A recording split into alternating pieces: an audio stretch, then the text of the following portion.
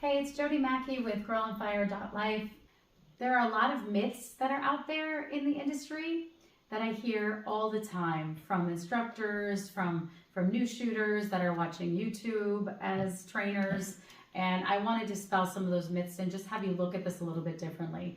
When I train instructors in particular and they come to my live fire qualifications, they're shocked when they realize that everything they've been doing all this time and everything they've been hearing over and over is really not real when it comes to accuracy and marksmanship. I'm going to give you some of those examples today because I want you to rethink how you look at shooting your firearm.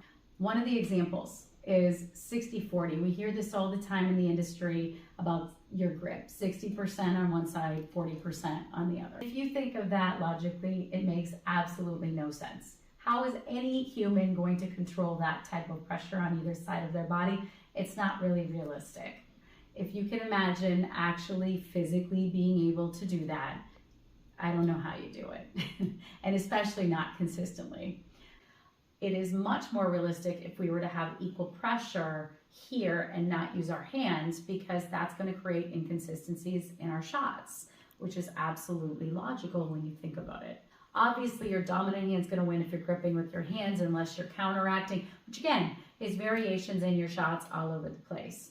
And so our goal is to just have that equal pressure, not grip tight, and everything will stay in that perfect center shot consistently. Gripping the firearm super tight. Everybody says grip it tight because somebody's going to take it out of your hand. It makes no sense. If you're in an adrenaline situation, you're going to automatically grip tight. So that's not something that you have to do when you're practicing your firearms practice. I look at my instructors during their qualifications and they have huge indentations on their hands because they're gripping the gun so tight. If you're gripping the gun super tight, you're going to shake, which one is going to create inconsistencies in your shots, but it will also cause you to most likely rush your trigger, which pulls your shot low. Assessing your target is another one. If you assess your target after every single shot, which we see people do, you will have a wide shot group because the gun is moving after each shot. Your eyes should never leave the sights or the firearm until you are back to your high ready position, your low ready position, or back in the holster. Unfortunately, if you're assessing your target, you're moving your firearm, your shot is not done. And as you go out further distance, you're going to see more and more discrepancies in where that shot should initially be.